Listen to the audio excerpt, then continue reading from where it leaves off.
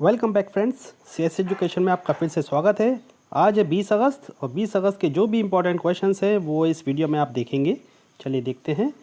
कल का जो हमने क्वेश्चन पूछा था उसका सही जवाब मणिपुर था, जहाँ पे सबसे ऊंचा पियर ब्रिज बन रहा है, निर्माण हो रहा है भारतीय रेलवे द्वारा। और कई लोगों ने इस पे आंसर दिया। इस बार बहुत से ज़्यादा लोगों का आंसर जितने लोगों का आता है उससे हमें भी प्रोत्साहन मिलता है। तो ऐसे ही अपना इन्वॉल्वमेंट बताते रहें ताकि हमें भी जो अगली बार वीडियो बनाने में उतना ही जोश मिले। चलिए आज का पहला क्वेश्चन देख लेते हैं। विश्व फोटोग्राफी दिवस निम्न में से किस दिन मनाया जाता है? वर्ल्ड फोटोग्राफी डे पूछा गया है, कौन से दिन मनाया जाता है? और ऑप्शन है 10 जनवरी, 12 मार्च, 19 अगस्त और 15 अप्रैल। सही अगस्त है 19 अगस्त को कल ही का दिन था जब पूरी दुनिया में विश्व फोटोग्राफी दिवस मनाया जाता है। और यह उन लोगों को समर्पित है जो तस्वीर लेने के लिए इच्छुक रहते हैं, समय समय पर अपनी यादगार पल बनाने की कोशिश करते हैं। और विश्व फोटोग्राफी दिवस का जो महत्व है वो जागरूकता पैदा करना है, लोगों के बीचों में विचारों को साझा करना और फोटोग्राफी के क्षेत्र में लोगों को आगे आने के लिए प्रोत्साहित करना। दूसरा क्वेश्चन है, निर्वाचन चुनाव आयुक्त ने अपने पद से इस्तीफा दे दिया, उनका नाम क्या है? ऑप्शन है अशोक लवासा, सुनील अरोड़ा, ओम प्रकाश रावत और मनोज कुमार। सही आंसर है अशोक लवासा, जो चुनाव आयुक्त थे। उन्होंने अभी 18 अगस्त को इस्तीफा दे दिया, रामनाथ कोविंद जी हमारे राष्ट्रपति जी को। और अब वो अशोक लवासा जी जो हैं वो एशियाई विकास बैंक एडीबी में उपाध्यक्ष पद को संभालेंगे। और ये अब दिवाकर गुप्ता जी का स्थान लेंगे, जो पहले दिवाकर गुप्ता जी थे यहाँ पे एडीबी बैंक में। अब उनका स्थान अशोक लवासा जी लेंगे। और ये 1980 के बैच के रिटायर्ड आईएएस अधिकारी हैं अशोक लवासा जी, हरियाणा के। तीसरा क्वेश्चन है, राष्ट्रीय खेल पुरस्कार समिति ने हाल ही में किस भारतीय क्रिकेटर का नाम राजीव गांधी खेल रत्न के लिए भेजा है? ऑप्शन है शिखर धवन, रोहित शर्मा, ऋषभ पंत और हार्दिक पांड्या। सही आंसर है रोहित शर्मा। रोहित शर्मा के अलावा अभी विनेश फोगट, जो पहलवान विनेश फोगट हैं, और फोगट परिवार से आती हैं, ये छोटी बहन है गीता और बबीता फोगट की। और table tennis champion Manika Batra, Paralympian है जो मरियप्पन थंगावेलु, इन सबको राजीव गांधी खेल रत्न पुरस्कार देने की घोषणा नहीं, अभी सिफारिश की गई है। और खेल रत्न भारत के किसी नागरिक को दिए जाने वाला सर्वोच्च खेल सम्मान है। राजीव गांधी खेल रत्न सम्मान पाने वाले भारत के चौथे क्रिकेटर होंगे। और रोहित के पहले सचिन तेंदुलकर, एमएस धोनी और विराट कोहली को यह सम्मान से नवाजा जा चुका है। चौथा क्वेश्चन है, एशियाई विकास बैंक एडीबी ने, मतलब एशियन डेवलपमेंट बैंक ने, दिल्ली गाजियाबाद मेरठ रैपिड रेल के लिए कितने करोड़ रुपए फाइनेंस करने की मंजूरी दे दी है? ऑप्शन है 1500 करोड़ रुपए, 2500 करोड़ रुपए, 7500 करोड़ रुपए और 5500 करोड़ रुपए। सही आंसर है 7500 करोड़ रुपए का अभी यहाँ मंजूरी मिली है, फाइनेंस मिला है एडीबी बैंक से।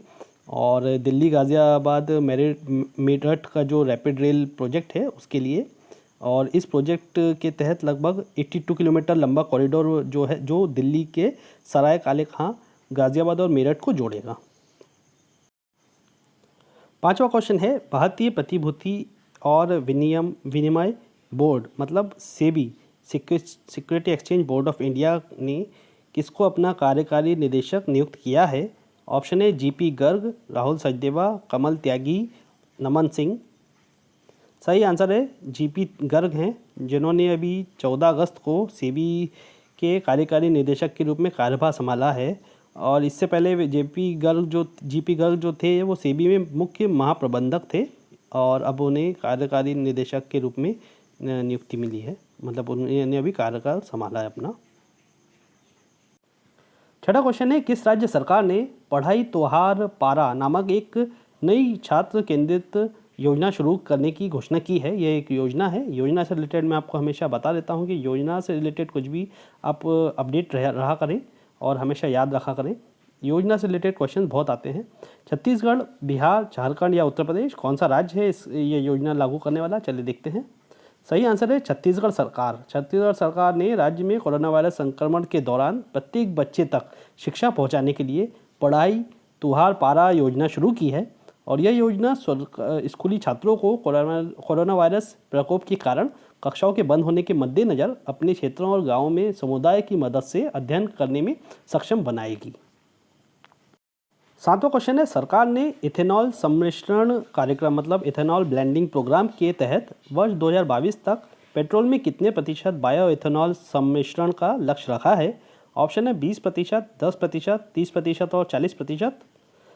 सही आंसर है 10%।